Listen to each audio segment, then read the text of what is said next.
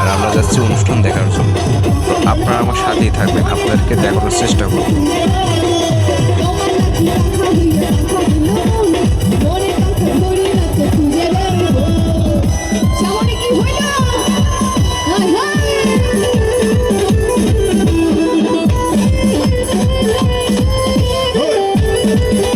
আমরা অলরেডি সাংস্কৃতিক অনুষ্ঠানের কাছে চলে আসছি। আপনারা দেখতেছেন সেই গেট।